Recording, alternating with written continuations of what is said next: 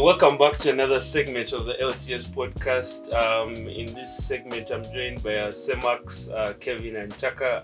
We're going to be talking about how José Mourinho pulled off one hell of a win against Madrid to get them back into the knockout stages of the Champions League, where they, funny enough, are going to face Madrid again to decide who gets into the round of 16.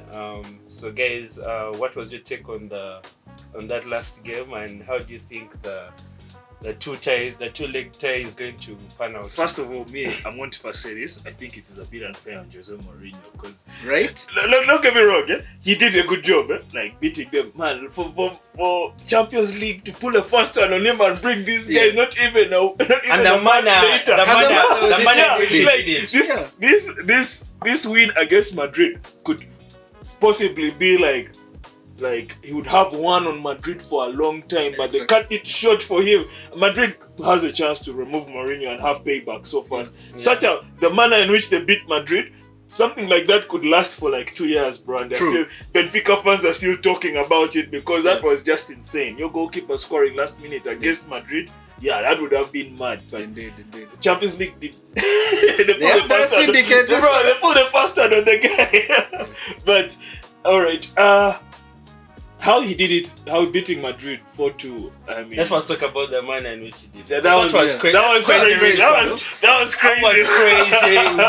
crazy. Yeah. So it was, I think it was 3-2 extra time. Point. They needed and who had gotten the red card? Rodrigo. The first one though. There was a red card. The first one was Rodrigo, then Asensio. Asensio. No, but I think Asensio was the first. Asensio was first, and then Rodrigo got his later. I think the second this was a follow-up yellow for dissent or something. Yeah. I think by that time. So at that point they were.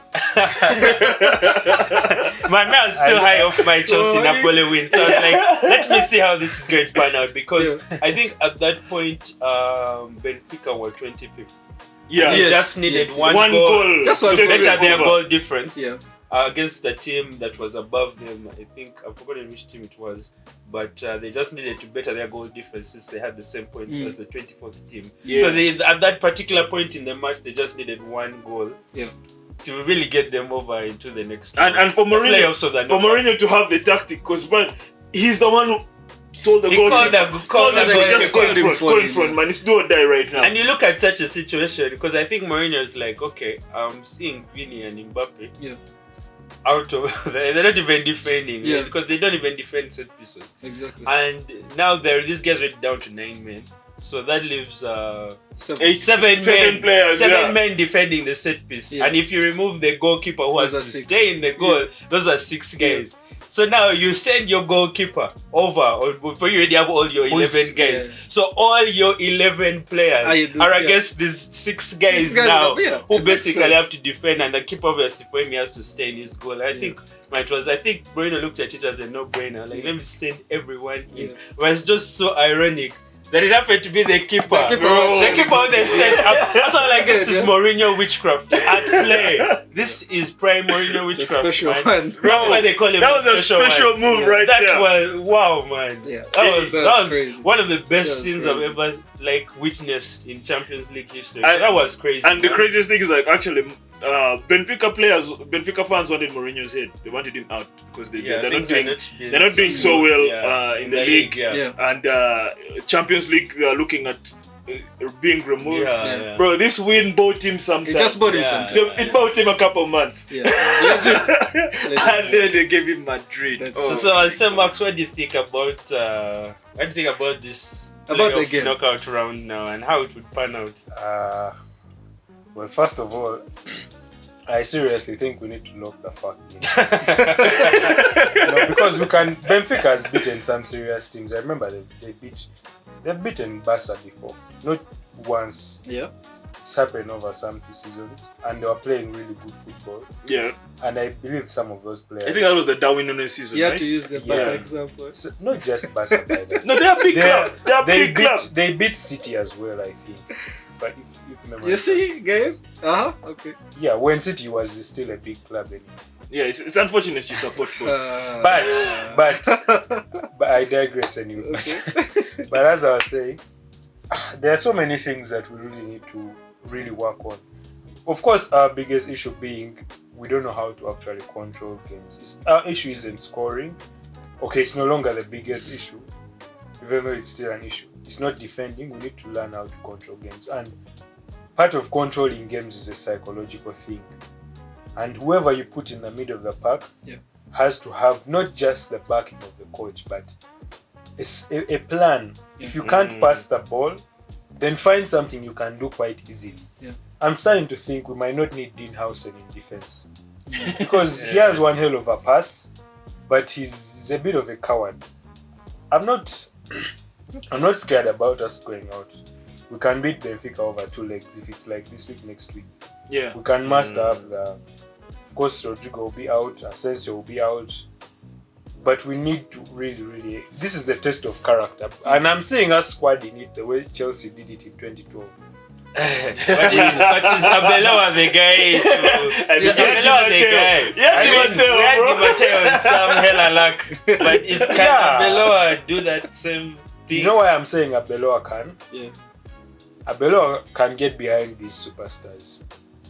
Some of these guys have been at the highest levels. True. You don't have to give them complex instructions. Just make the sync, because football can be complex, yes, the tactical setups and everything. Yeah. But you have the best weapons in the game, the best attackers, some of the best runners. I don't want to say midfielders because we have athletes in the middle of the park. Yeah. And some defenders who can put in the odd performance and a good goalkeeper. So we have Brahim Diaz for Christ's sake. As a sub, True. some of the best youngsters, Mbappe and all that.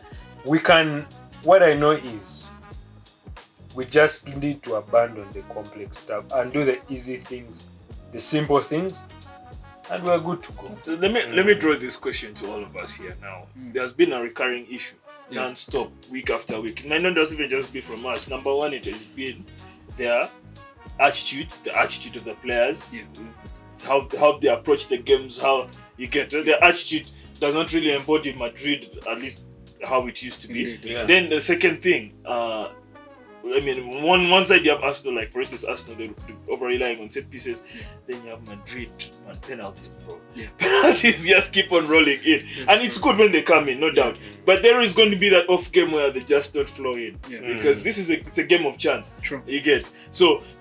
The reliance on penalties. They do win the penalties sometimes, other times they do fake them. We shall leave that up for a debate. But bro, this is not the Madrid we expect, because if you scoring. If you remember Madrid, bro, they can. It's not like they need the penalty, because we know if it's Madrid, they can still score you 3 goals on a bad day. But the word penalty isn't bad. That you see. Of course, I know. If I'm being honest, I don't really. enjoy penalties are still goals. I don't really enjoy them, but but penalties are still goals anyway. It's just that of late Madrid are over relying on penalties to get them over the line. No, but And Mbappe scores 2 goals. One of them is a penalty. my issue with the penalties. I Now, can't I also have say an issue with the penalties, but my issue with the penalties is I genuinely think you should not celebrate a penalty, or don't run, don't celebrate too much. Don't do mob flick. Yeah. You don't start kissing the badge after scoring a pen. It's just a pen, my nigga. But if it's a pen that makes you win a very important game, you're going to celebrate. Of course, yes. I mean, it's a Champions League final, yes. But I feel like the pen. The pen is a goal. The kind of pen you need to celebrate is one where, like, the stakes are game winning. Penalty, they've tripped you and you're tapping into an empty net, and they've tripped you and like it was going to be a goal, but not you're on the byline or whatever, and then they trip you or someone handles the ball. And like it's so embarrassing. Like the standards, I get you. I get what you're saying. Our standards. You're losing your fear factor. You're losing your fear factor. We are celebrating You guys, a pen. let me give you my hot take anyway. Yeah. Here is Actually, Haaland scores. my take on Madrid. I really see Madrid going through. To be honest, I think it's a no-brainer. Most people would, I guess, think that Madrid is going to go through. But my issue with Madrid is the players' attitude. You know, I think they take too much time, wasting time in things that are non-issues. Yeah, players like Vini having squabbles with coaches on the byline having an extra word to say to a ref. Yet we know in this day and age right now, bro, what you say to the ref, bro, I can see your point. I also get your point. Can actually get you off the game. And your team needs you to play like to, you know, you're one of their top killers and you're here, you're just bubbling, you're quarreling. For instance, the Rodrigo red card was unnecessary. It's a no-brainer. You're like, bro. And you see, these are the things that actually Benfica can use to their strengths. Just get in the heads of some of these players. The ones with the egos, like Vini, I would not be surprised if Vini gets a red. I don't think. You see, and that's how they can actually play it and win. By the way, yeah, just that's one of the ways. But you see, what you're talking about usually applies also the mentality of the people. If it was ATL, you could say that.